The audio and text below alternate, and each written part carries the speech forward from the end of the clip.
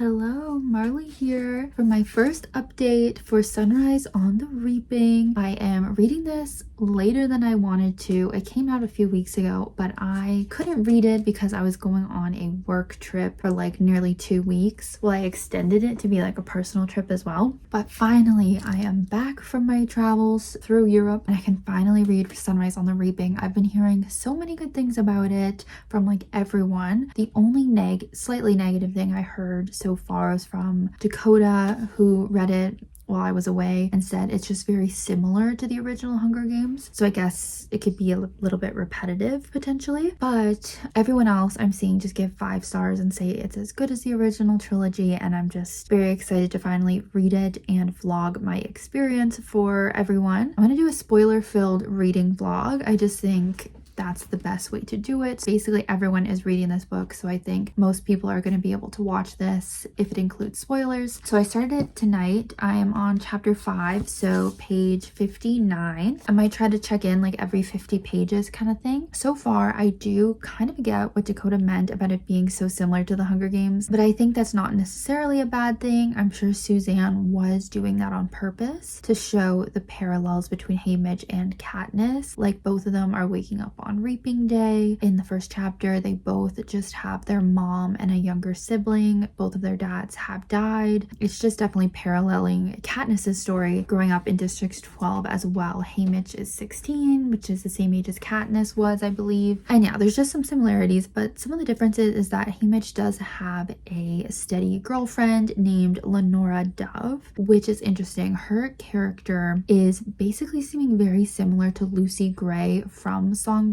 Ballads of Songbirds and Snakes, sorry. She is a part of the Covey community, like the musicians in District 12. She's kind of mysterious. Like, I kind of think she's Lucy Gray's daughter because her mom apparently died in childbirth. Like, we don't know her dad. Like, I don't know. She's being raised by her uncles. It just seems like there's some mystery surrounding her, and she's quite rebellious and stuff as well, similar to Lucy Gray. So don't know if that is like an obvious thing that everyone is talking about. I'm looking forward to finally watching other people's reviews and reading other reviews once I finally finish this. And then we're also seeing some characters we kind of know. Like, I'm pretty sure we're seeing Katniss's parents or just people like in District 12 that Haymitch is referencing that he like knows from school and stuff like that. What we've seen so far is Reaping Day, so it's Haymitch's birthday actually. He doesn't get reaped in the traditional way, which was interesting, very upsetting. It's the 50th Hunger Games, which means it's the second quarter quell where they're going to have double the amount of tributes, which is something I remembered going into this book about Haymitch's story. So actually the second boy that was drawn wasn't Haymitch's name,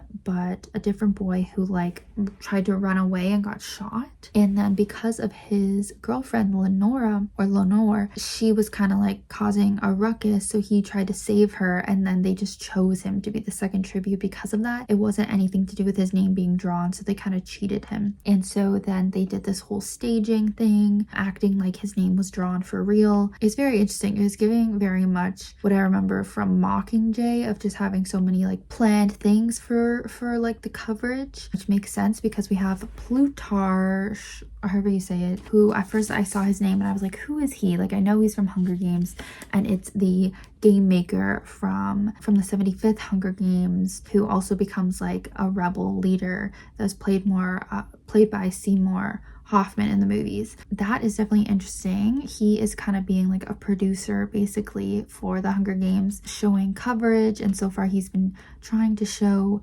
District 12 in a positive light, but he's still kind of not great. Like, he's still from the capital, so he's a bit of like a gray area character. That'll be interesting to continue to see him. We don't know who the mentor is going to be for the tributes because there's no living District 12 winners, because the only one I think has been Lucy Gray, and obviously she's off the map and no one really knows anything about her, which was kind of the allure of Songbirds and Snakes. So yeah, there's 2 boys, 2 girls. Haymitch is one of the boys, obviously, and we're just kind of getting to know the District 12 tributes right now. It was very easy to read the first 60 pages. I'm sure it'll be very easy to read the rest of this. I've seen a lot of people read it in 1 or 2 days. So it's Thursday night. I think I'll definitely finish this on the weekend, maybe even before the weekend. We'll see. Good afternoon. I'm now 100 pages into the book, and honestly feeling kind of depressed.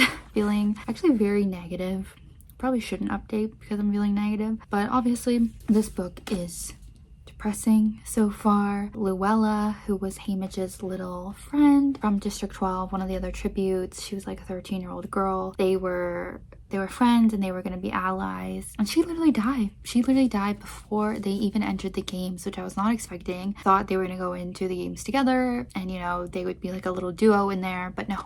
There's a lot of messed up stuff going on, a lot of messy stuff going on before the games even start. So I feel like not as much of this was happening during Katniss's games, but yeah, basically like the horses just kind of went crazy or something like that, and she got flown and hit her head and she's dead. So it's just so sad. And now basically we're in the part where they are going to be training. Haymitch is making a few other allies, so we might be following a bit of a different situation of a person who actually joins a bigger group or a bigger alliance for the games. I know we never really saw that with Katniss, and I don't think Lucy Gray did that either, so that will be a bit of a different strategy to potentially see. Yeah, I feel like doing the 50-page updates there's not a lot for me to say, so maybe I will wait longer before I update again, but I don't know, I'm just feeling kind of negative today and this is not really helping. So only read this if you're in a good mindset, which apparently I'm not. I feel like I'm really experiencing jet lag from getting back from Europe just a couple days ago. Just feeling really tired this afternoon, and also my blood sugars are going really high and just being annoying. So guess things could be worse. I guess I could be in the Hunger Games, but I don't know. Hopefully my mood improves and I'll check back when more has happened. But yeah, it's continuing to be a pretty quick read, just very upsetting.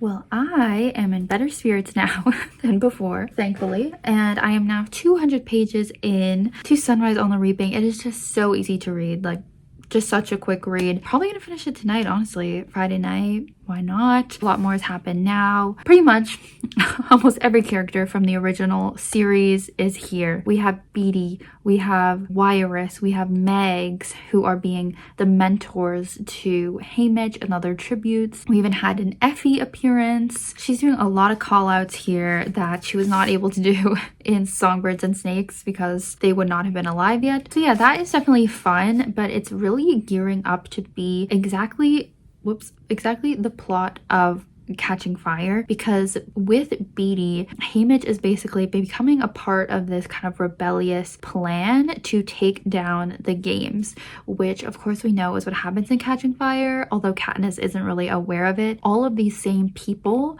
are in on this plan and on this resistance, and I don't remember if in that book or in the previous series we knew that they had attempted this before. Maybe so, but yeah, this basically seems like maybe their first attempt to take down the games from within with one of the tributes' help. So Haymitch is basically coming up with this plan with the help of a few other people, but it does seem like he's going to be going off on his own, which I'm a little disappointed about because, you know, before I said how I was kind of liking the fact that he was creating this big alliance going into the games, which I thought was a little bit different, but now it does seem like he might actually go out on his own once we're in there. Dakota was saying he does not like the second half as much as the first half, so I'm a little worried I won't like the second half as much as well, because I feel like it's been really fun to get to know some of these characters. Like Maisley, I actually really like her. Wyatt, we've gotten to know a little bit more, and then I didn't mention we actually had Luana return, but it's not actually her. It's like a body double that the Capitol has created. We don't know who this girl really is, but she just looked similar to Luana, so they have her pretending to be her, and so they call her Lulu. So that was an interesting element that they've added in. But yeah, like so many of these characters we're getting to know and really love right now. So it's gonna be really sad going into the second half. I think now probably the next chapter they're going to go into the games or relatively soon. What's also been interesting and a highlight is getting to see how Haymitch has kind of been forced to develop this rascal personality, which of course we know from the Hunger Games. He has, I don't know how else to describe it, this rascally personality with his drinking and his attitude and stuff, like a bad boy kind of thing. He definitely does not come across that way, you know, at the beginning of the book, but it's sort of a persona that he is forced to adapt to kind of get the sponsors' attention and a way to stand out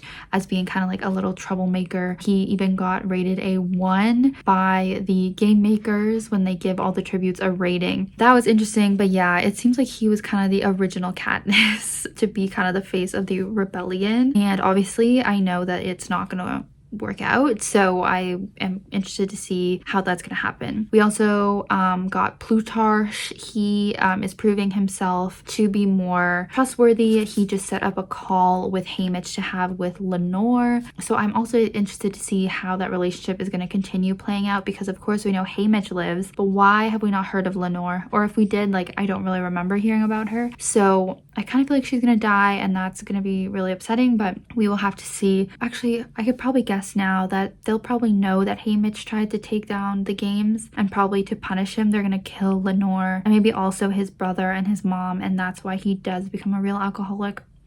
I feel like that's gotta be what happens, knowing what we know. But anyway, interesting still to see how all of these characters have been involved in this kind of resistance since the start. So yeah, 200 pages in, enjoying it.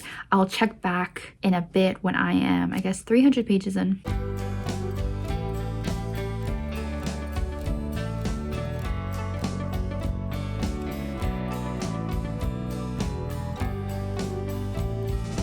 Hey, so it is the next day. I'm feeling very well rested. Hopefully I'm finally over my jet lag, because I feel like I slept in quite a bit today. But that's all right, because I'm not doing anything this weekend, so it'll be a nice little catch-up weekend for me. But I did reach 300 pages into Sunrise on the Reaping, so I've been reading the whole part that's in the Hunger Games so far, and I just reached the point where Haymitch and Maisie found the generator. So basically what's been going on is Haymitch did his plan of kind of leaving all of the newcomers and going off on his own. He learned that this arena looks very beautiful, but everything is poisonous, basically, from the water to the food and everything. So you can only eat and drink the things that you get in your pack from the cornucopia, or that are gifts from sponsors. He ended up connecting again with Lulu, who died, then connecting with Ambert, Beatty's son, and he died. So just kind of a typical Hunger Games. It's been very upsetting. And he managed to do the plan of flooding the arena, or flooding the brain. He snuck in through like a mutt hole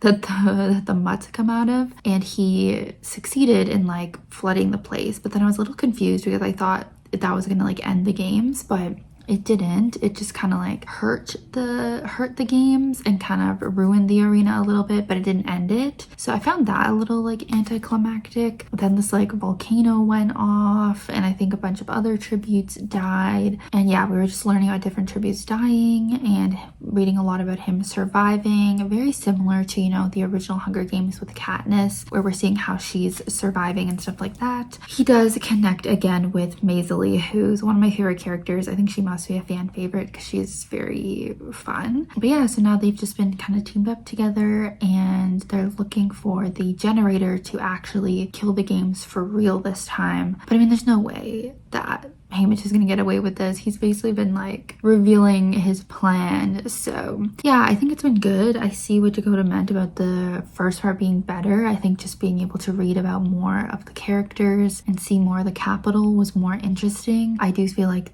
each Hunger Games is a little bit similar. So if Suzanne does more books in the series, I know we all want Finnick's book, but I think it actually could be more interesting to learn more about characters' experience, like even outside the actual games. Like if we did see Finnick, it would be nice to maybe see a bit of his games, but then more of his experience afterwards, because we do know that the Capitol was really like abusing him afterwards, from what I remember. And then obviously he has his romance with Annie. So I think it could be more interesting interesting to see things after the games. I'm wondering how much we'll get to see of Haymitch after the games. Yeah, I mean, it's just been kind of a typical disturbing, upsetting Hunger Games, but still very easy to read and everything like that. I'm not sure if I'm gonna give it 5 stars. I'm leaning more towards 4, but I'm gonna finish it today and then I'll give one more update of my final thoughts and rating.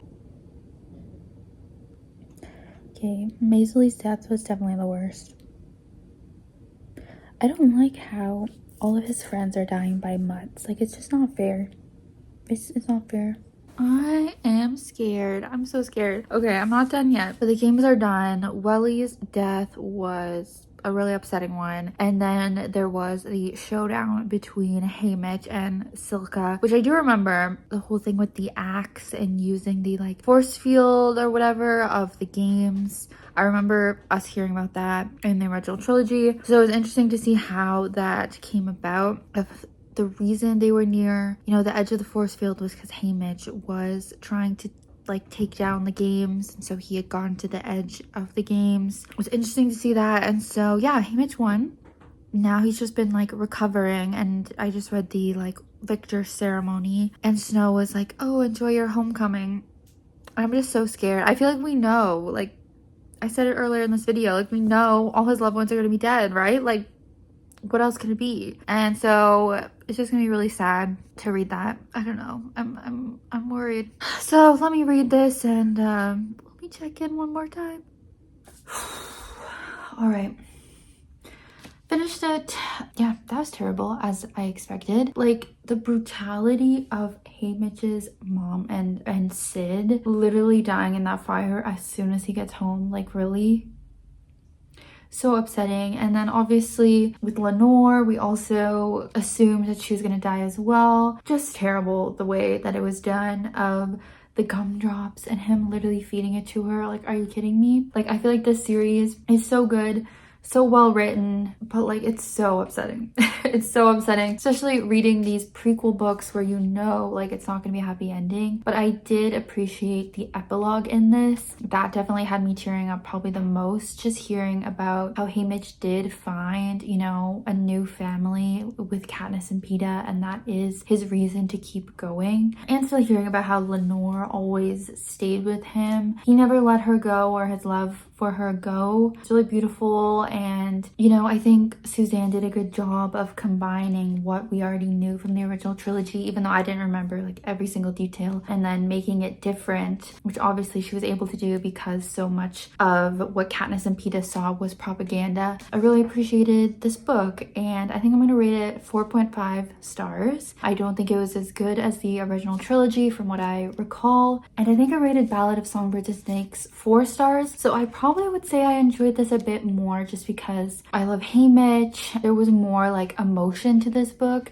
I do think Ballad of Songbirds and Snakes, I liked it more than most people because I did find it very interesting to see Snow, like a different perspective about the Hunger Games world. I already said in this video, if she does more books, it would be interesting to see not just from more tributes, but from more people involved in the world. But yeah, like everyone out there, I really enjoyed this. It just wasn't that full 5 stars, and I think part of it is because nothing could ever be like a true shock. Like, we obviously knew what was going to happen the entire time. But yeah, still really good. This series is just great. So that's gonna be the end of this vlog. Thank you for watching, and please feel free to let me know your thoughts below and what your favorite part of the book was. I think seeing Effie was a really cool part of this book. That would probably be a highlight for me. And then, as I said before, Maisie as more of a newer character was definitely a favorite as well. And I think Lenore Dove was pretty interesting too. I hope you have a great rest of your day whenever you're watching this. I hope you will subscribe for more bookish videos, and I'll see you next time in a brand new video.